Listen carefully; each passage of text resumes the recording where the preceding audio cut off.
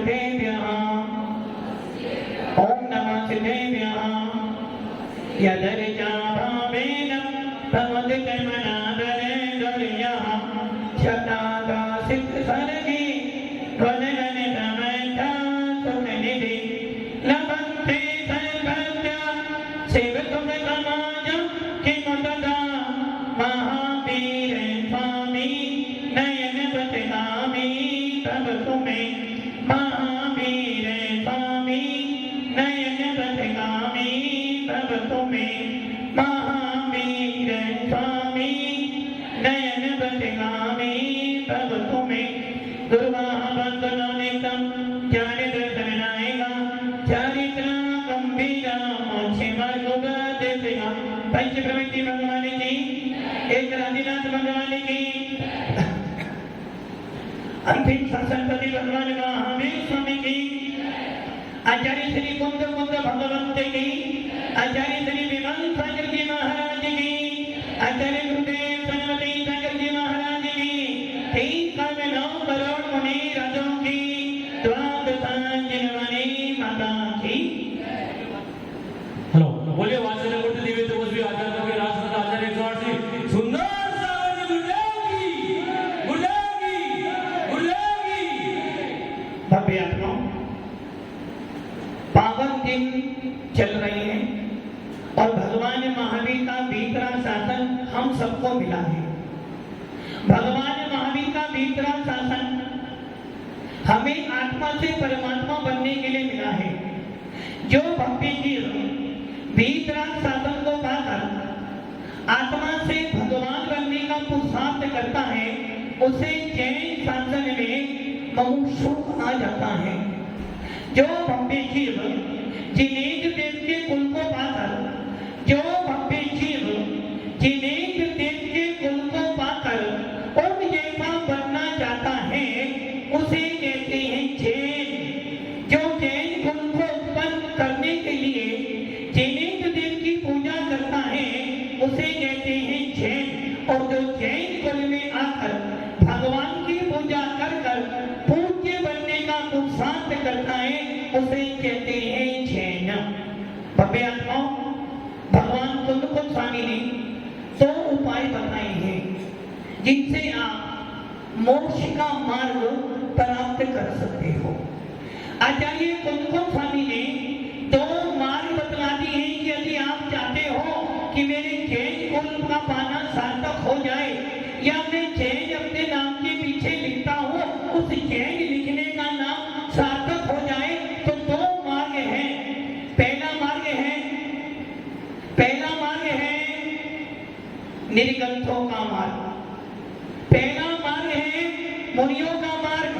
पहला मार्ग है उपासना का। पहला मार्ग है साधना का मार्ग कि तू साधना करेगा तो मोक्ष मिलेगा, तू मुनि बनेगा तो मोक्ष मिलेगा। यदि तू वीतराग मुद्रा धारण करता है तो तेरा मोक्ष जाना निश्चित है। पहला मार्ग निर्गंथों का मार्ग अर्थात जिनकी आराधना करने से भगवान बना जाता है, जिस चैतन्य आत्मा को साधने से निर्गंथ मुद्रा धारण कर कर केवल ज्ञान की प्राप्ति होती है, ऐसा पहला मार्ग है मुनियों का मार्ग, साधना का मार्ग। और फिर आचार्य कहते हैं यदि तेरे से मुनि ना बना जाए, राजवन जी यदि तेरे से मुनि ना बन पाओ, यदि तेरे से मुनि की साधना नहीं हो तो क्या करना? सबसे सस्ता रास्ता बता रहे हैं। यदि तेरी सामर्थ मुनि बनने की ना हो, कीर्ति जी मुनि बनने की सामर्थ है? मुनि बनने की सामर्थ है? सामर्थ है, फिर भी हम अपनी सामर्थ छिपा रहे हैं। सागर मंजी मुनि बन सकते हो ना? मुनि बन सकते हो? बन सकते हो, फिर भी हम अपनी सामर्थ छिपा रहे। तो इसका मतलब है कि आप जैन कुल में पैदा होकर भी मायाचारी कर रहे हो और मायाचारी का फल क्या मिलेगा? अगले भव में मनुष्य भव नहीं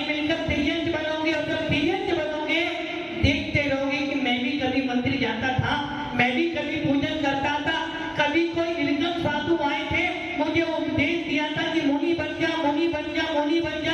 मैंने सुना तो बहुत बार कि तो सुनकर निकाल दिया और आज मेरी दशा ऐसी बन गई कि मैं मंदिर भी जाने के योग्य नहीं हूँ। पहला मार्ग मुनियों का था।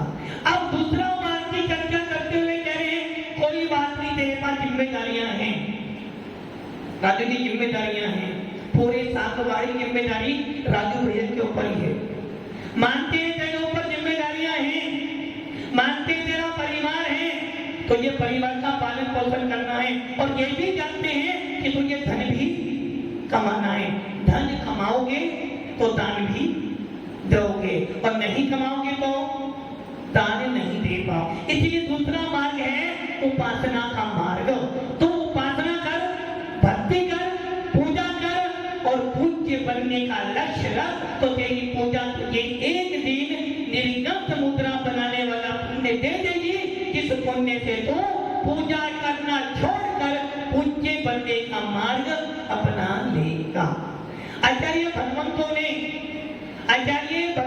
ने पूजा करने का उपदेश दिया है। पूजा किसे कहते हैं? पूजा का मतलब है विशिष्ट द्रव्यों से, विशिष्ट सुंदर द्रव्यों से पंच परमेष्टि की आराधना करना। किनकी आराधना करना? पंच परमेष्टियों की आराधना करना। किससे करना?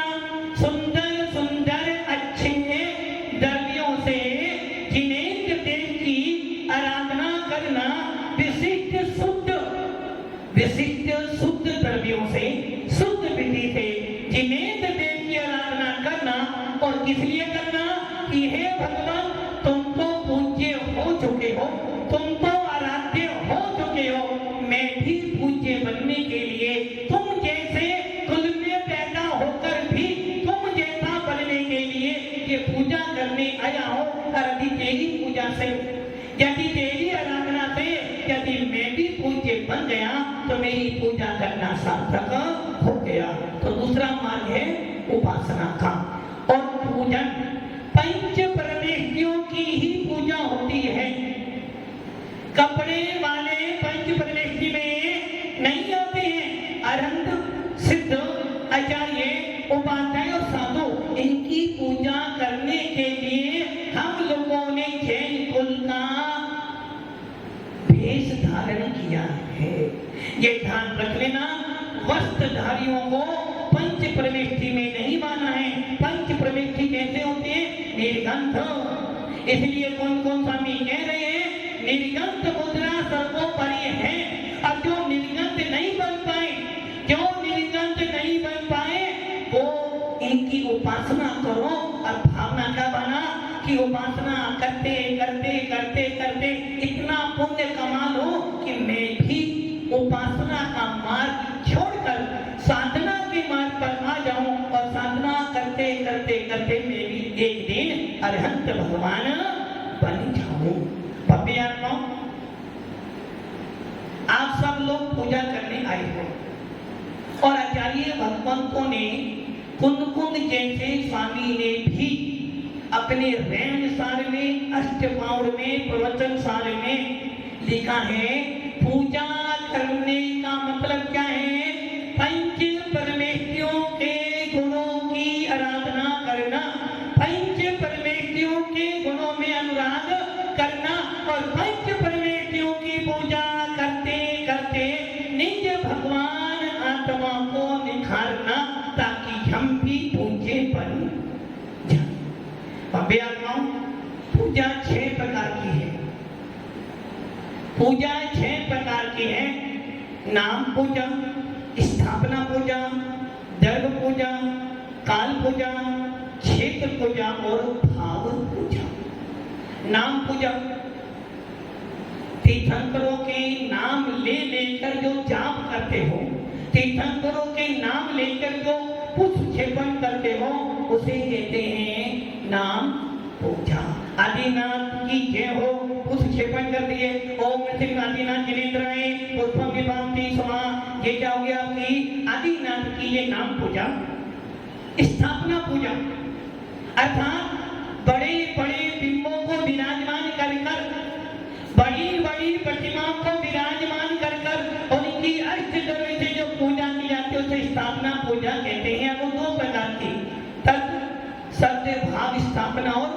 असत भाव स्थापना, तदाकार और अतदाकार। जैसी भगवान की प्रतिमा है उसमें उन्हीं भगवान की कल्पना कर कर पूजा करना। आदिनाथ की मूर्ति में आदिनाथ की कल्पना करना, महावीर की मूर्ति में महावीर की कल्पना करना, ऐसी जो पूजा की जाती है उसे कहते हैं तदाकार स्थापना पूजा। और दूसरी पूजा है अतदाकार अर्थात श्रीफल बादाम आदि में भगवान की स्थापना कर कर या ठोना आदि में जो चावल लेते हो और जब स्थापना करते हो उसे कहते हैं अतदाकार पूजा।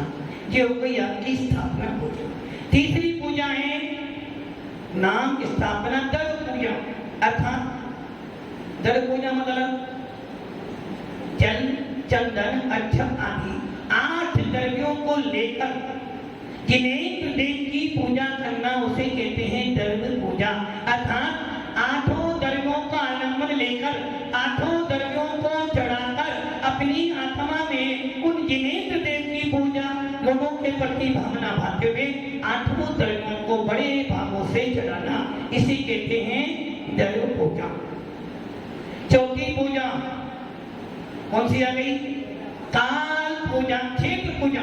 क्षेत्र पूजा मतलब जहां जहां से तीर्थंकर मोक्ष में गए हैं, जहां जहां तीर्थंकरों ने जन्म लिया है, जहां जहां तीर्थंकरों ने दीक्षा ली है, जहां जहां तीर्थंकरों ने मोक्ष प्राप्त किया है, ऐसे क्षेत्रों पर जाकर उनकी पूजा करना उसे क्षेत्र पूजा कहते हैं। संबेशिकर, चंपापुर, अयोध्या, गुणावा आदि जहां जहां से भी कोई जीव ने जन्म लिया हो, तीर्थंकरों ने दीक्षा ली हो, पंच कल्याणकों ने, उन क्षेत्रों की पूजा करना उसे कहते हैं क्षेत्र पूजा। अब आती है काल पूजा। काल पूजा मतलब कोई मर जाए तो आना ही पड़ेगा ना, इसे काल पूजा नहीं कहते। काल पूजा मतलब जिस काल में जिस समय जो तीर्थंकर पैदा हुए हैं, जिस समय में जो तीर्थंकर मोक्ष में गए हैं, जिस समय जो तीर्थंकर ने गर्भ कल्याणक बनाए, उस समय में उनकी पूजा करना उसे कहते हैं काल पूजा। यहाँ तक कि साधु परमेष्ठी आचार्य भगवान उपाध्याय परमेष्ठियों के भी जिस काल में उन्होंने दीक्षा ली है, जन्म लिया है, उनके गुणों का स्मरण करके पूजा करना उसे कहते हैं काल पूजा। अब आती है लास्ट भाव पूजा। कौन सी पूजा कर रहे हो आप? कौन सी पूजा कर रहे हो? भाव पूजा कर रहे हो। कौन सी पूजा कर रहे हो? कौन सी पूजा कर रहे हो? भाव पूजा। भाव पूजा, भाव पूजा का अर्थ होता है, भाव पूजा का अर्थ होता है सामग्री नहीं है नैना जी, सामग्री नहीं है, मंदिर नहीं है, प्रतिमा जी नहीं है, और हम खाली बैठे हैं। उस समय क्या करना? अनंत चतुर्थी के धनी, उस समय हमारे पास कुछ भी नहीं है, मात्र मैं और मेरी आत्मा है। और उस समय जिनेन्द्र देव के गुणों का स्मरण करना कैसे होते हैं भगवान? अनंत चतुर्थी के धारी होते हैं, अनंत ज्ञान, अनंत दर्पण, अनंत सुख, अनंत वीर्य भगवान कैसे होते हैं? वीतरागी होते हैं, राग देश मोह से रहित होते हैं, 18 दोषों से रहित होती है, जन्म जन्म मृत्यु से रहित होते हैं। और ऐसे जिनेन्द्र देव जिनको देखने के बाद किसी और को देखने की इच्छा नहीं होती है, ऐसे परिणामों से जिनेन्द्र देव के पंच प्रविष्टियों के गुणों का स्मरण करते करते चिंतन मनन करना उसे कहते हैं भाव पूजा। मंदिर में गए, सूतक पातक आ गया है, अब क्या करें? भगवान की प्रतिमा को देखो और उनके गुणों का चिंतन करो और भावना भाव की हे आत्मा, कौन स्वामी समय सार में कह रहे, प्रवचन सार में कह रहे, जो जिनेन्द्र देव के द्रव्य को, गुणों को, उनकी पर्याय का चिंतन करने के बाद अपनी आत्मा को देखता है, उसका मोह का विनाश हो जाता है, उसे कहते हैं भाव पूजा। कौन सी पूजा कर रहे हैं? भाव पूजा नहीं, भाव पूजा। भव्य आत्माओं, आचार्य पद के स्वामी ने मूलाचार में कहा है, दिगंबर साधु कैसी पूजा करते हैं? कैसी पूजा करते हैं? दिगंबर साधु भीतर पूजा करते हैं, दिगंबर साधु भाव पूजा भी करते हैं। मूलाचार्य में मठ के स्वामी कहते हैं यदि कोई शरावत में प्रास्तुत द्रव्य लाकर दे दे तो आप चढ़ा सकते हो, और साथ में भाव तो आपको लगाने ही लगाने हैं। दिगंबर साधु के लिए तो मुख्य रूप से भाव पूजा ही है। कैसी भाव पूजा? अंचेमी पूजेमी वंदामी नमसामी दुख को अम्मा को होई लाओ सोही गमणम समाई मंडम जिंदुम संपत्ति हो। जब कोई विधान पूजा करे और दिगंबर साधु बैठकर पूजा पढ़ता है, पंक्तियों को बोलता है, उन गुणों का स्मरण करता है, उनकी भाव पूजा हो जाती है। और आप लोग क्या करते हो? धर्म पूजा आपके लिए मुख्य रूप से है और भाव पूजा उसके साथ में देती है। ऐसा नहीं हो सकता कि आप भाव पूजा करो धर्म पूजा ना करो, ऐसा हो सकता है? बिना भावों के पूजा करना तो पहले भाव पूजा, बाद में खाने की थाली आ जाए, देख लेना आटा जो आया, यही गुलाब जामुन है, यही बर्फी है, खा लेना, हो जाएगा ना।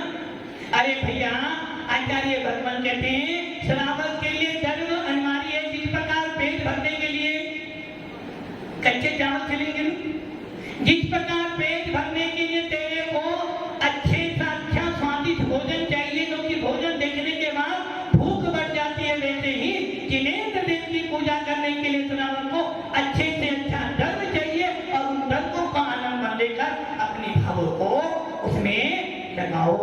ये है 6 प्रकार की पूजा। और पूजा कैसी होती है, बहुत बड़ी कहानी है, आगे आगे देखेंगे पूजा कैसी कैसी होती है। आज आप लोगों ने इंद्रध्वज विधान में दूसरे दिन पूजा की। इंद्रध्वज विधान किसे कहते हैं, इसमें क्या होता है, ये चर्चा करेंगे आगे। बस इतना समझ लो कि इंद्रध्वज विधान में पूजा करने वाला सामान्य व्यक्ति नहीं होता है। इंद्रध्वज विधान की पूजा करने वाला व्यक्ति सामान्य पुण्यशाली नहीं हो सकता। तुम्हारे साथ बाड़ा के लोगों का पुण्य ही नहीं, तुम्हारे साथ बाड़ा के लोगों का पुण्य ही नहीं। पुण्यशाली जो बैठे थे वो पूजा में बैठे हैं। और ये ध्यान रख लेना, जिनेंद्र देव की पूजा को आज चिंतामणि है, जिनेंद्र देव की पूजा को चिंतामणि रत्न से भी ज्यादा महंगी है। और ये इंद्रध्वज विधान हर कोई नहीं कर पाता, और जो करता है वो इंद्र जैसा बनकर रहता है। किंतु आप लोगों में जितने लोग यहाँ बैठे हैं जो इंद्र बने हैं, कैसे भी बैठे हैं, समझ लेना उनका ही पुण्य है। बाकी जो लोग इस पूजा से वंचित है, समझना उनका तीर पाप कर्म का उदय है, क्योंकि पाप कर्म के उदय में जिनेंद्र देव की पूजा नहीं होती है। पाप कर्म के उदय में देव साधु के होने पर भी हम पूजा नहीं कर पाते। और पुण्यशाली ऐसे होते हैं जो देव साधु के सानिध्य में नवरात्रि में भी पूजा कर लेते हैं। तो जो पूजा में बैठे हैं, समझ लेना सामान्य पूजा नहीं है। इस पूजा को करने के लिए मनुष्यों में सामर्थ्य नहीं है। इस पूजा को करने के लिए मनुष्य पूजा नहीं कर सकता है। ये पूजा तो इंद्र करता है। और आप लोगों का पुण्य है कि आप इंद्र बनकर उन आकृतिम जिन चैतन्यों की वंदना कर रहे हो। किस लिए कर रहे हो? इंद्र बनने के लिए या महाराज बनने के लिए? किस लिए कर रहे हो? इंद्र बनने के लिए, महाराज बनने के लिए? राजू जी माना कर रहे ना इंद्र बनना है ना मुनि राज बनना है, हमें तो राजू बनकर ही रहना है। ये पूजा ना इंद्र बनने के लिए ना महाराज बनने के लिए, ये पूजा तो भगवान बनने के लिए। और ये ध्यान रखना, इंद्रध्वज विधान की पूजा इंद्र करता है, इंद्र। और आपका पुण्य है जो मनुष्य में पैदा होकर आप भले ही, ये विधान सामान्य विधान नहीं है। इस विधान की योजना को 3 महीने पहले बनती है, किंतु कोई बात नहीं। अपन जितने यहाँ बैठे हैं, कम से कम अपनी भाव विशुद्धि ऐसी बनाओ कि तुम्हारी पूजा को देखकर इंद्र का आसन भी कंपायमान हो जाए। और होगा, यदि आपने अपने भावों से एक अर्घ भी चढ़ाया है तो निश्चित देवों का आगमन होगा। और इन दिनों तो देवों को आना जाना